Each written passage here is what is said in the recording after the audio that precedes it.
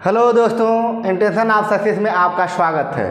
आज हम लोग पढ़ेंगे उपसर्ग। ये उपसर्ग क्लास 10th के लिए एकदम रामबाण है। 3 नंबर का प्रश्न आएगा एकदम श्योर। इसी में से जितना हम पढ़ाएंगे एकदम इसी में से आपका 3 नंबर मिल जाएगा। कम से कम समय में और अच्छा नंबर स्कोर कर ले। अब आइए चलते हम पहले उपसर्ग को समझ लेते हैं कि उपसर्ग क्या होता है। तो उपसर्ग का ही अर्थ समझ लेते हैं। उप मतलब होता है समीप, प्लस सर्ग मतलब होता है सृष्टि करना, यानी का अर्थ है किसी शब्द के समीप आकर नया शब्द बनाना। ठीक है, फिर दूसरे वेब में देख लेते हैं। वे वर्ण या वर्ण समूह जो किसी दूसरे शब्द में पहले जुड़कर उस शब्द के अर्थ में परिवर्तन कर देते हैं या नवीन विशेषता उत्पन्न कर देते हैं, उसे उपसर्ग कहलाते हैं। ठीक है, तो उपसर्ग आप समझ गए होंगे कि उपसर्ग क्या होते हैं। तो जैसे आप लोग थोड़ा सा यहाँ पे देख लेंगे कि क्या कह रहा है कि जैसे हार के पहले प्र शब्द लगा दिया जाए तो नया शब्द प्रहार बन जाएगा। देखिएगा किस पे, हार के पहले प्र यानी कि क्या, कौन सा शब्द लगा दिया जाए, यानी कि प्र शब्द लगा दिया जाता है तो कौन सा नया शब्द प्रहार बनता है। आपको फोकस करने की ज़रूरत है। क्या, प्रहार यानी कि प्रहार, यानी कि ये हार है तो हार के पहले प्र उपसर्ग लगा है। क्या लगा है, ये प्र उपसर्ग लगा है, यानी कि शब्द के एकदम ठीक पहले लगा है, वही क्या होता है, उपसर्ग होता है। ठीक है, तो देख लेते हैं संस्कृत के उपसर्ग यानी कि तत्सम कुल कितने हैं, 22। संस्कृत के कितने कुल उपसर्ग हैं, 22। हिंदी के उपसर्ग तद्भव यानी कि कितने पढ़ेंगे हम लोग, 10। बस इतने हैं। लेकिन हालांकि एग्ज़ाम में जो हाई स्कूल का बोर्ड एग्ज़ाम में यूपी बोर्ड जो होगा उसमें बस आपका ये जो सामने दिख रहा है इसी में से आपका उपसर्ग आएगा। सिलेबस के अकॉर्डिंग ये बनाया गया है। तो जैसे उपसर्ग यहाँ पे देखेंगे, उपसर्ग लिखा हुआ है और यहाँ पर अर्थ और यहाँ पर उससे बने नवीन शब्द, यानी 3 बात समझिएगा। एक हो गया उपसर्ग, उपसर्ग उसके बाद अर्थ, यानी कि उसके क्या अर्थ होंगे, फिर उससे दोनों से मिल करके क्या नया शब्द बनेगा। तो अ देख लेते हैं। सबसे पहले अ जो उपसर्ग है उसका अर्थ जान लेते हैं कि क्या होता है।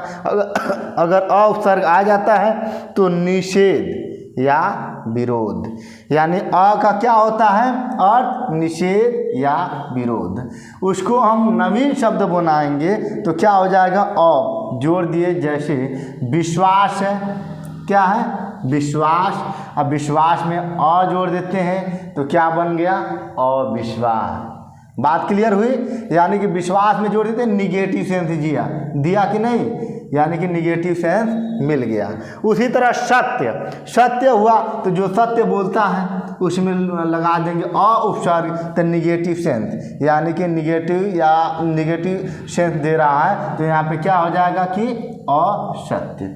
आपको क्लियर हो गया होगा कि अ लगाने से क्या होता है, निगेटिव सेंस देता है, यानी कि नया शब्द क्या बन गया, अविश्वास और असत्य।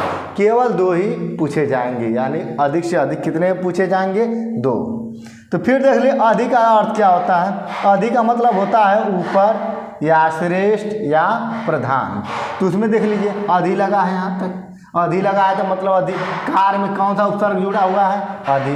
कौन सा शब्द है, यानी कि अधि उपसर्ग जुड़ा हुआ है, ये अधिकार। देखिए पति में कौन सा उपसर्ग जुड़ा हुआ है, अधि, तो क्या हो गया, अधिपति। ठीक है, उसी तरह अनु, अनु मतलब होता है पीछे या समान या क्रम। तो क्या हो जाएगा, अनुकरण करते हैं तो अनु मतलब पीछे पीछे चलते हैं, अनुकरण नहीं करते, फॉलो करते हैं। भाई उनके अनुकरण कर रहा हूँ कि वो अच्छा कर रहा है तो उसका हम अनुकरण करते हैं। तो अनु मतलब अनुसर्ग लग गया, करण शब्द है तो ये नए शब्द क्या हो जाएगा, अनुकरण। अनुशासन, शासन क्या है, देखिए मूल शब्द है और ये अनु जोड़ दिया गया तो क्या हो जाएगा, अनुशासन हो जाएगा। ठीक है, फिर आप देखेंगे कि अप हो गया। क्या हो गया? अप। अप मतलब होता है बुरा या हीन या दूर। तो क्या समझ लेंगे? अप, यहाँ देखिए व्यय। व्यय मतलब होता है खर्च करना। क्या होता है? खर्च करना। तो अपव्यय मतलब अधिक खर्च करना होता है। ठीक है, तो क्या बन गया? अपव्यय, यानी नवीन शब्द जो आपका बन करके तैयार हुआ है वो अपव्यय। जैसे मान हो गया, मान। मान में क्या लग गया? उपसर्ग। अप लग गया तो अपमान, यानी कि बुराई जिस दशा में है। ठीक है, उसी तरह अभिधन, उसके बाद इसका अर्थ होता है सामने या सम्मुख या पास। तो अभिवादन क्या करेंगे? अभी, इसमें उपसर्ग लगा है अभी, यहाँ पे मूल शब्द है वादन। ठीक है, अभिधन, अलाशा, अभिलाषा। ठीक है, यानी किससे? अभी से कितना बनेंगे? 2, अभिवादन और अभिलाषा। ये मुख्य रूप से आप लोगों को देखने को मिलेंगे और पेपर में अच्छे तरीके से ये पूरी तरह से बेस्ट तरीके से मिल जाएंगे। इसको अच्छे तरीके से पढ़ लेंगे तो पेपर में मिस नहीं करेंगे। ठीक है, देख लेते हैं उप। ये बहुत बार एग्जाम में पूछता है, बहुत बार। उप का मतलब भी समझ लेंगे, अर्थ ही समझ लेंगे। निकट होता है। क्या होता है? निकट या समान। तो कह रहा है कि नाम, तो नाम के पहले क्या लग गया? उपनाम। हार, हार में देखिए क्या है? हार, यानी कि कौन सा उपसर्ग लगा? उप, तो उपहार हो गया। क्या बन गया? उपहार। तो इसको एकदम आप एकदम स्टार लगा लीजिए। ये पेपर में हर बार लगभग पूछता रहता है। कौन सा?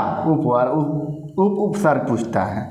ठीक है, नीर का देख लेते हैं। नीर, बिना, बाहर, निषेध। इसका क्या होता है? अर्थ होता है। तो इसलिए निर्भय, देखिए भय, भय में निर लगा तो क्या हो गया? निर्भय। दोष, दोष में निर लगा तो क्या बना? निर्दोष, यानी कि निर से क्या बना? 2 शब्द बने, निर्भय और निर्दोष। ठीक है, परि, परि मतलब होता है पूर्ण या चारों तरफ। इससे बनेगा परिजन, जन यानी जन के चारों तरफ। क्रमा, यानी कि परिक्रमा, इसमें मूल शब्द ये हुआ और आपका उपसर्ग बना। इसमें क्या हो गया? मूल शब्द और ये उपसर्ग हो गया।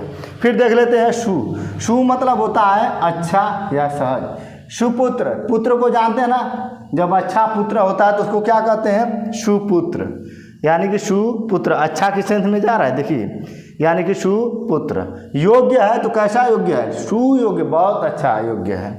ठीक है, तो ये सु का भी आप लोग उपसर्ग देख लिए, यानी 2 शब्द देखना था आप लोगों को। उसके बाद अ देखेंगे। अ मतलब अभाव या निषेध। यहाँ पे क्या होता है? अ से विश्वास। अब विश्वास कहते हैं ना भाई वो विश्वास पात्र है, लेकिन अ लगा दिए तो क्या हो गया? अ उपसर्ग लगाने से अविश्वास हो गया। ठीक है, उसी तरह सुविधा, सुविधा में अ उपसर्ग लगा तो क्या बन गया? असुविधा बन गया। ठीक है, एक लास्ट हम लोग देख लेते हैं, एकदम लास्ट है। कह रहा है अन। अन का देख लेंगे तो क्या होगा? अभाव भी होता है, निषेध भी होता है। तो उसमें लग गया मोल। तो मोल ये मूल शब्द है और इसमें जोड़ दिए गए अनमोल। क्या हो गया? अनमोल। फिर पढ़, यानी कि अनपढ़। ठीक है, यानी मूल शब्द और उसमें उपसर्ग लगा, यानी कि अनपढ़। ठीक है, आप लोगों को उम्मीद है कि ये बात समझ में आ गई होगी पूरी तरह से और आप एग्ज़ाम की दृष्टि से बहुत बेहतर होगा।